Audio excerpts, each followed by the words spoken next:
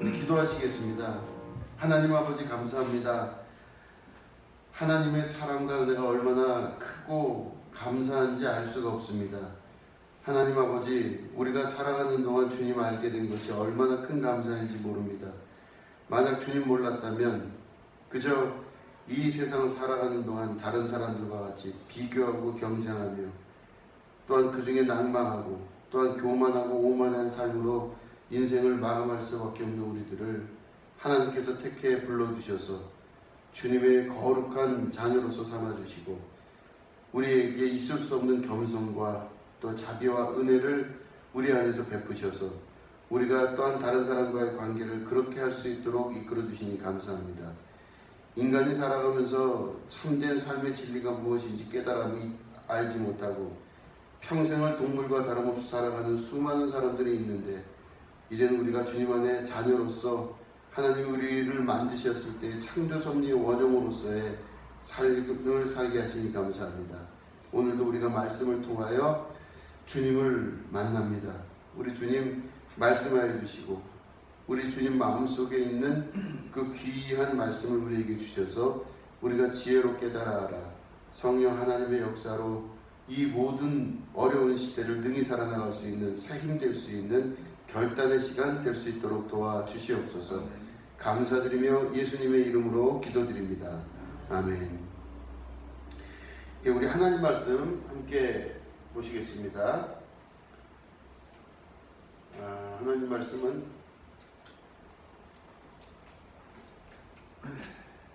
우리 하나님 말씀 우리 요한복음 12장 우리 앞에 있는 말씀이니까 같이 한 목소리로 읽도록 하겠습니다. 시작. 사람이 나를 섬기려면 나를 따르라. 나 있는 곳에 나를 섬기는 자도 거기 있으리니 사람이 나를 섬기면 내 아버지께서 그를 귀히 여기시리라. 아멘. 저는 이제 요즘 이제 신앙생활 저도 하잖아요. 그죠? 목사니까 당연히 신앙생활 한다 하시겠지만 이제 저도 사람으로서 저 개인의 신앙생활을 하고 있는 겁니다. 그러니까 목회자로서의 역할을 하지만 개인의 신앙생활을 저도 하거든요. 그런데 이렇게 가면서 참 어렵고 힘든 그 신앙생활의 여정들이 있죠. 사람이 살면서 흔들릴 수도 있고 여러 가지 일들이 있지만 분명한 건 이제 그 깨달아 알게 되는 건 뭐냐면 사람이 실제로 믿고 행하는 사람하고 알긴 알고 듣긴 들었는데 그대로 안 하는 사람이 두 종류로 나뉘어지더라고요. 그러니까 들은 대로 정말 믿음대로 살으려고 노력하는 사람과 듣긴 듣고 알고 있긴 한데 내 안에서 하나님 말씀 나름대로 해석해서 개인적 신앙생활 하는 사람이 있어요. 그러니까 이게 분명히 갈라지더라는 거죠. 그러니까 저는 누굴까 이제 하다가 저는 냉탕 온탕 왔다 갔다 하는 것처럼 어떤 때는 하나님 말씀을 정말 신뢰하고 그대로 참 하나님 말씀대로 살기 어렵거든요. 근데 그대로 하려고 노력했다가 어떤 때 보면은 제 나름대로 해석했다. 저도 그런 세월을 지내는 겁니다. 근데 이제 시간이 지나가면서 이제 하나님 말씀이 진짜 맞습니다 하고 신뢰를 하고 그대로 살아가는 사람으로 이제 변화가 됐을 때 과정은 힘들었지만 그곳에 가서 보니 정말 행복하고 기쁘고 하나님 주시는 은혜가 있다 이렇게 이제 알게 된 거죠. 근데 보면 하나님 말씀대로 정말 사는 게 힘들지만 그 살기로 결심하고 최선을 다해서 하시는 게 너무 중요한 것 같아요. 그죠? 예, 최선을 다해서 그렇게 사시려고 하는 게 얼마나 중요한지 모릅니다. 이게 보시면 오늘 말씀 보시면 사람이 나를 섬기려면 나를 따르라 이렇게 말씀하셨어요. 먼저 전제가 뭐냐면 나를 섬기려면 나를 따르라 이렇게 말씀을 하십니다. 보통 이제 이 다른 성경에서 보시면 나를 따르라 그 말씀 많이 하세요.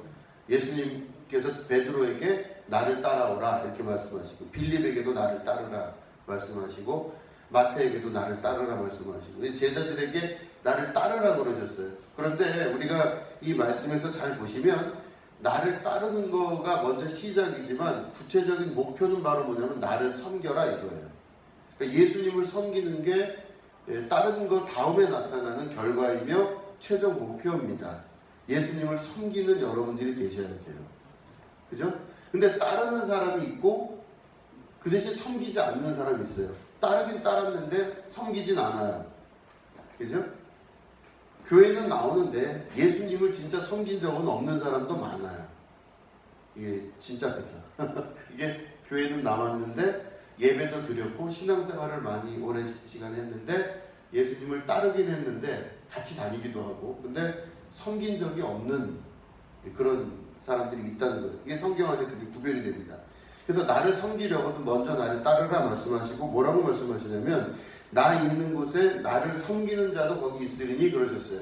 그러니까 예수님이 가시는 그 길이 가다 보니까 좋은 데인 줄 알았는데 생각이 달라지거든요.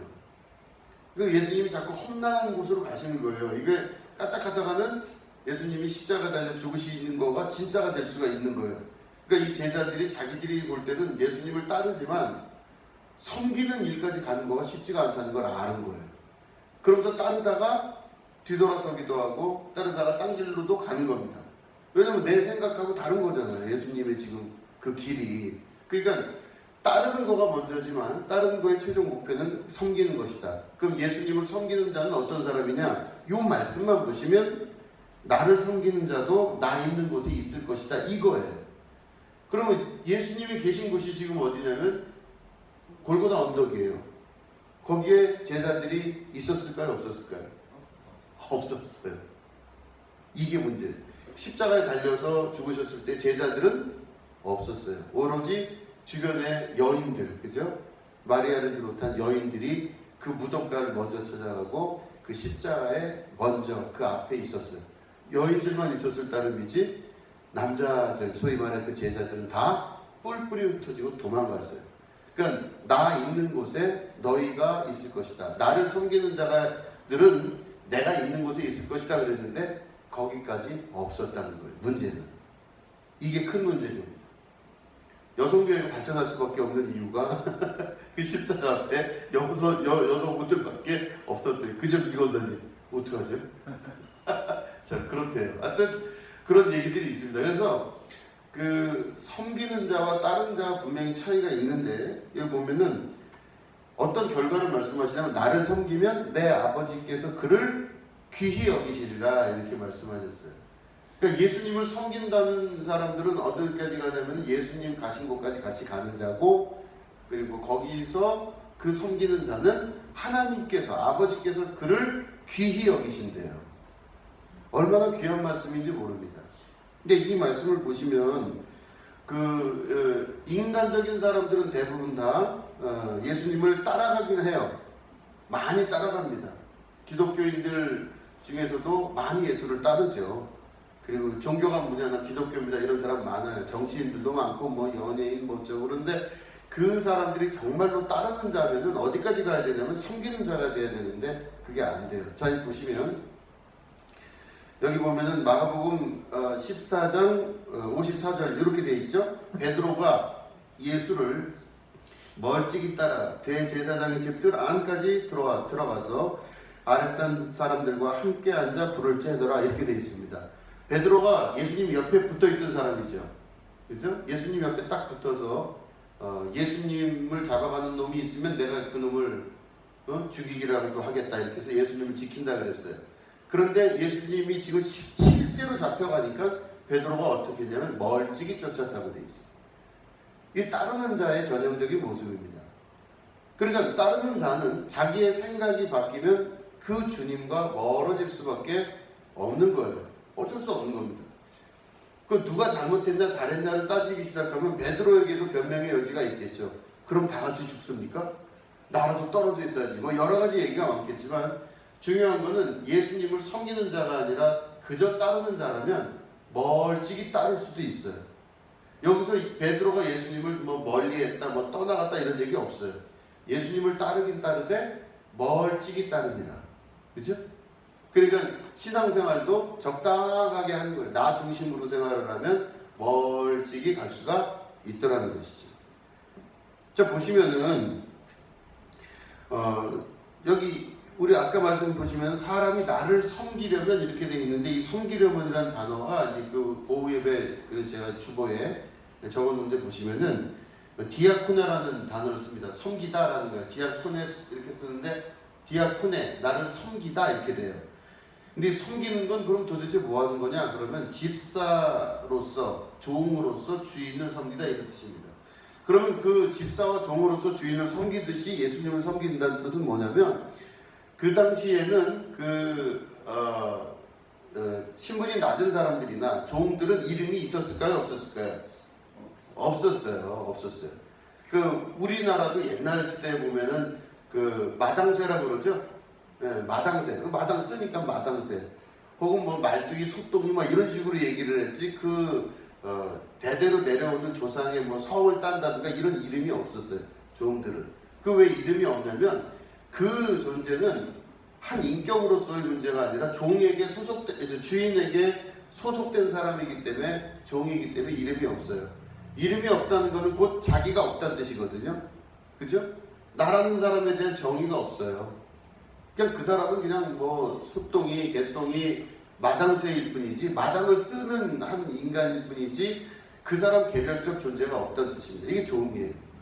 근데 예수님에게 우리가 디아코네, 다시 말해 종으로서 섬긴다고 하는 것은 예수님을, 내 인격이 없이 예수님을 섬긴다는 뜻이에요. 그러니까 자기를 먼저 볼 수가 없어요. 종 자체가. 그러니까 예수님을 따르는 자의 최종 목적은 뭐냐면 자기를 부인하고 자기가 없어지고 예수님을 섬기는 종이 되는 거가 최종 목표입니다. 그러니 신앙생활하는 게 쉽지가 않죠. 나라는 존재가 퍼덕퍼덕 살아있는데 어떻게 신앙생활을 그렇게 잘하기가 쉽지가 않죠. 어느 순간인가는 나라는 존재가 살아날 수밖에 없죠. 자, 그럴 때 이 사람들을 훈련시키기 위해서 이제 그 이후에, 예를 들어 십자가에 달려 예수님께서 죽으신 이후에 이 초대교회 안에서 이제 그 제자들이 성령 충만함을 받고 변화되기 시작했어요. 그래서 이 사람들이 정말로 성령 충만한 자로서 섬기는 자로서의 삶을 살기 시작한 겁니다.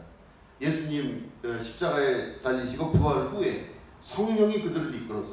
근데 그들이 그렇게 하면서 어떤 일을 감당하기 시작했냐면은 예수님을 멀찍이 쫓아가는 자가 아니라 예수의 영이 자기 안에서 움직이는 존재들로 바뀌기 시작해요. 이제 이 사람들은 자기 인격으로 사는 게 아니라 예수님의 인격, 예수님의 성령이 나를 붙들어 끌고 가는 자의 삶을 살기 시작합니다. 그러니까 내 뜻대로 살 수가 없다는 겁니다. 그 다음부터는. 그래서 이들의 삶이 바뀌었는데 그때 어떻게 바뀌냐면은 이렇게 돼요. 자, 여기 보시면 사도행전 1장 25절에 이런 말씀이 있죠. 여기 보시면 봉사와 및 사도의 직무를 대신한 자인지를 보이시옵소서 이렇게 얘기합니다. 이 유다가 죽었어요. 유다가 없어졌어요. 이제 없어지고 나서 새로 사도 한 명을 12명 중에서 한 명을 선출을 해야 되는데 그 빈 공란에 있었던 사람 마띠아라는 사람을 선출을 합니다. 근데 그 전에 이제 회의를 하는 거예요. 뭘 하냐면은 그 사도권을 그에게 주기 위해서 12명 사도권 중에서 한 명 사도권을 주기 위해서 회의를 하는데 그 사도의 이 직무를 어떻게 얘기하냐면 봉사와 및 사도의 직무를 대신할 자인지를 보이시옵소서 이렇게 됐어요. 여기 봉사가 들어갔죠. 봉사가 디아코니아라고 하는 이제 단어입니다. 봉사는 자기를 위해서 사는 자가 아니라 다른 사람을 위해서 사는 자가 봉사하는 자들이에요. 그 사람을 위해서 봉사하는 거지 나를 위해서 하는 게 아닌 겁니다.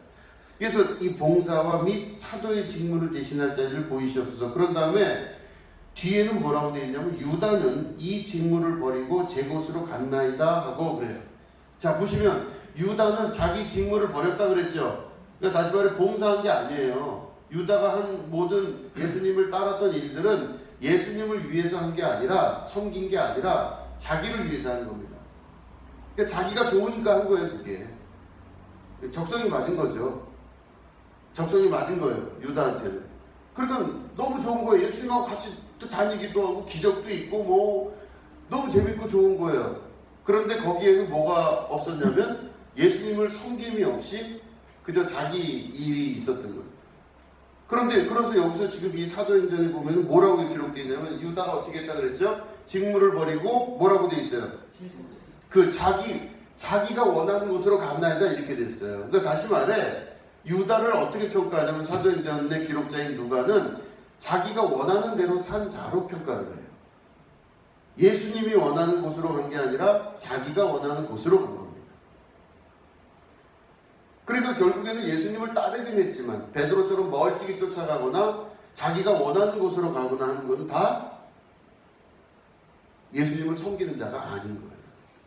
이렇게 된 결론이. 그러면 자기 뜻대로 살지 않고 예수님 뜻대로 사는 자여야만이 섬김의 역사가 나타나게 되는 것입니다. 자, 그럼 보시면은 우리 그 말씀 보시면은 이제 빌립보서 우리 2장을 보시면은 여기 이제 우리 읽어보겠습니다. 그러나 에바브로디도를 너희에게 보내는 것이 필요한 줄라 생각하노니 그는 나의 형제여 함께 수고하고 함께 군사된 자요 너희 사자로 내가 쓸 것을 돕는 자라. 그가 너희 무리를 간절히 사모하고 자기가 병든 것을 너희가 들은 줄을 알고 심히 근심한지라.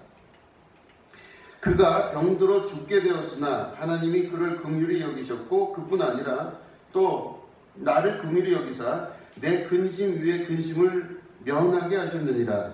그러므로 내가 더욱 급히 그를 보낸 것은 너희로 그를 다시 보고 기뻐하게 하며 내 근심도 덜려 함이니라. 이러므로 너희가 주 안에서 모든 기쁨으로 그를 영접하고 또 이와 같은 자들을 존귀히 여기라. 그가 그리스도의 일을 위하여 죽기에 이르러도 자기 목숨을 돌보지 아니한 것은 나를 섬기는 너희의 일의 부족함을 채우려 함이니라. 아멘. 여기 보시면 에바브로디도라고 하는 사람을 바울이 추천하는 거예요. 근데 바울이 그 에바브로디도를 대단하다고 추천한 게 바로 뭐냐면은 여기 보시면 25절 26절 보시면 그가 너희 무리를 간절히 사모하고 자기가 병든 것을 너희가 들은 줄을 알고 심히 근심하니라. 그러니까 에바브로디도가 병이 걸린 거예요 지금. 이 병이 걸려가지고 막 이제 병이 걸려가지고 막 죽을 지경에 이르게 되었는데 그러다 보니까 뭘 못하냐면 빌립보 교회를 도울 일을 못하는 거예요 지금. 근데 이제 이 에바브로디도가 그 일을 막 하려고 하는데 자기가 몸이 너무 아파갖고 못하니까 이게 이 사람이 뭘 걱정하냐면 교회가 혹시 내가 아픈 걸 알아서 자기들이 나를 오히려 챙겨주고 나로 인해서 그렇게 될까봐 그걸 걱정하는 거예요. 그러니까 에바브로디도는 뭐냐면 자기가 교회를 도와야 되는데 내가 이 빌립보 교회를 돕고 일을 해야 되는데 교회가 내가 만약에 몸이 힘들다는 걸 알고 나한테 그렇게 하면 어떻게 하나 이런 걱정을 하는 거예요. 그러니까 이 사람이 교회를 섬기는 마음이 대단하죠? 대단한 겁니다.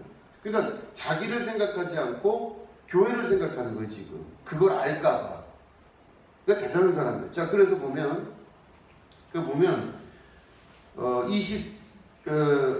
30절 보면 그가 그리스도의 일을 위하여 죽기에 이르러도 자기 목숨을 돌보지 아니한 것은 나를 섬기는 너희의 일에 부족함을 채우려 함이니라. 그러니까 다시 말해 이 사람 자기가 죽게 됐는데 지금 그럼에도 불구하고 자기 목숨을 돌보지 아니한 것은 그리스도의 복음을 위해서 일하는 바울을 돕는 이 빌립보 교회의 부족함을 자기가 채우기 위해서 최선을 다했다는 겁니다. 그러니까 이 사람은 대단한 사람이죠. 그죠? 근데 이 사람을 이런 에바브로디도를 이 바울이 어떻게 표현하냐면 저 위에 보세요. 29절 보면은 이러므로 너희가 주 안에서 모든 기쁨으로 그를 영접하고 또 이와 같은 자들을 어떻게 여기라고요? 존귀히 여기라 그랬어요. 우리 아까 말씀 보시니까 나와 함께 섬기는 자들은 나와 함께 있을 것이고 아버지께서 그를 어떻게 여긴다고요? 귀히 여기시리라 그랬잖아요. 그러니까 존귀히 여김을 받는 자가 되는 겁니다.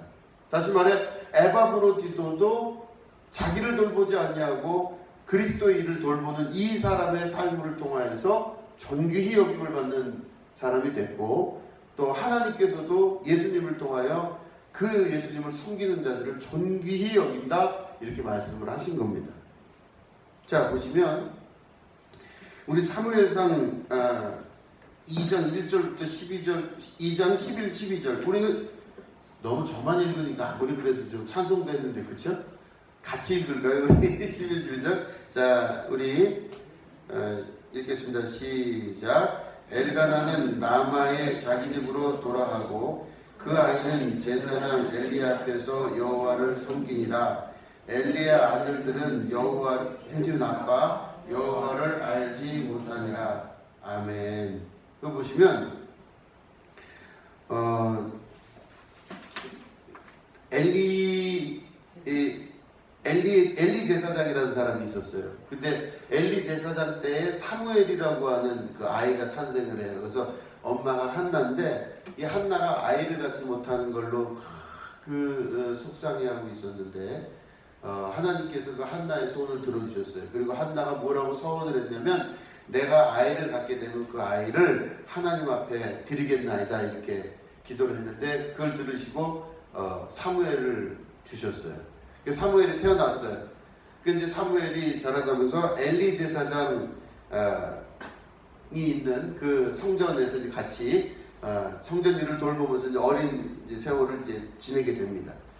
근데 여기 보니까 11절 보니까 이렇게 돼 있죠. 그 아이는 제사장 엘리 앞에서 여호와를 섬기라 그랬어요.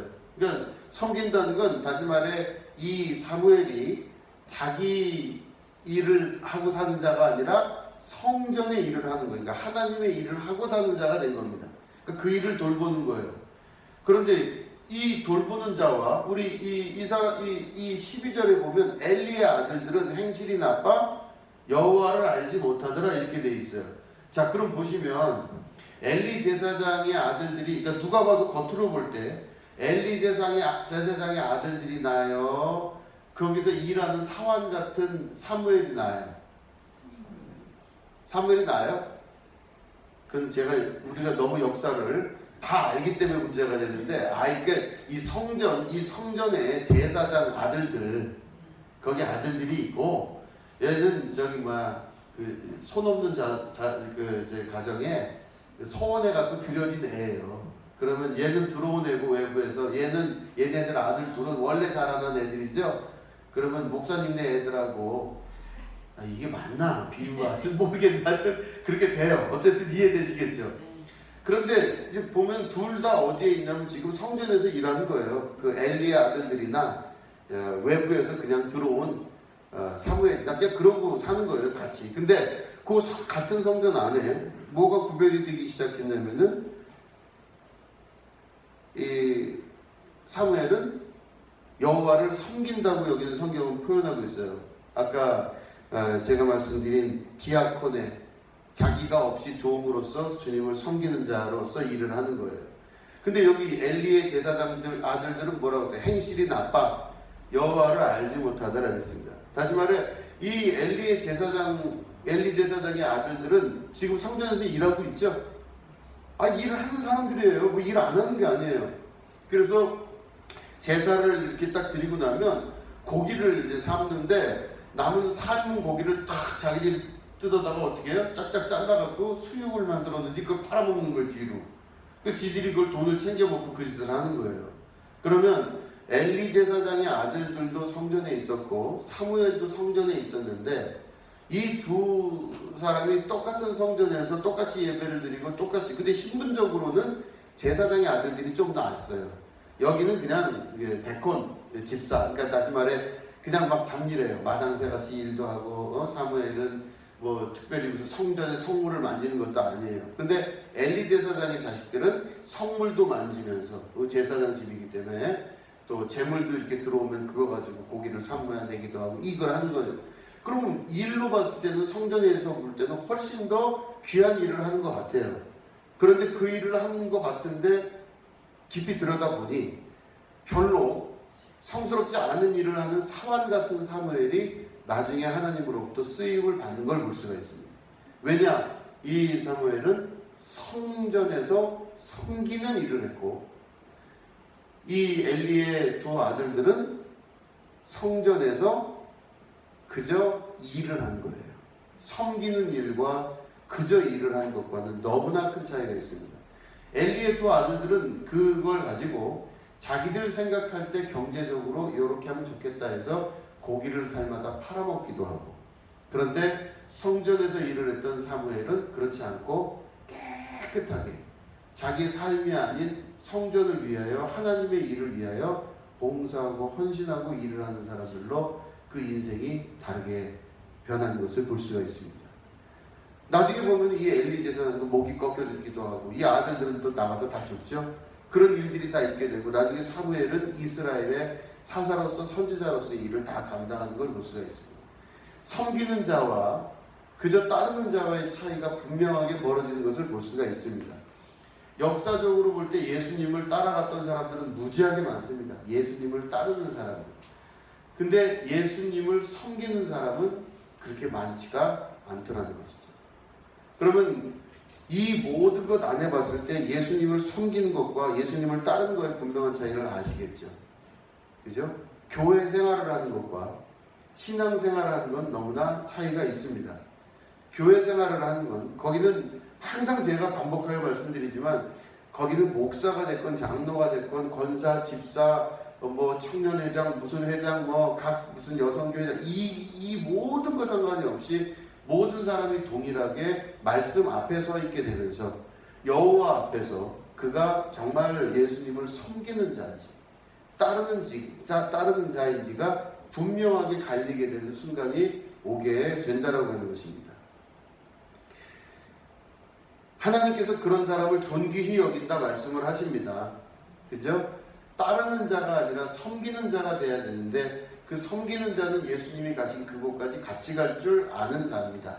그게 바로 하나님께서 그 사람을 존귀히 귀히 여기시겠다 말씀하셨어요. 하나님이 존귀히 여기시는 자들은 하나님께서 그 이 생에서뿐만 아니라 우리가 나머지 모든 죽음 이후의 삶을 살아가는 모든 동안 하나님께서 그들을 사랑하셔서 그들 인생 가운데 역사하시는 축복의 역사 가운데로 이끌어 가신다는 겁니다. 그렇기 때문에 이 땅에 살아가는 동안 우리가 예수님을 따르는 자가 아니라 따름과 동시에 예수님을 섬기는 자로 살아가야 될 줄로 믿습니다. 아멘. 예, 여러분 힘듭니다. 힘드실 겁니다. 그렇지만 힘들고 어렵지만 예수님을 정말로 섬기는 여러분 되셔서 주님의 큰 축복과 은혜, 사랑 가운데 인생의 모든 것이 승리하시게 되기를 주님의 이름으로 축원드립니다. 예, 기도하겠습니다.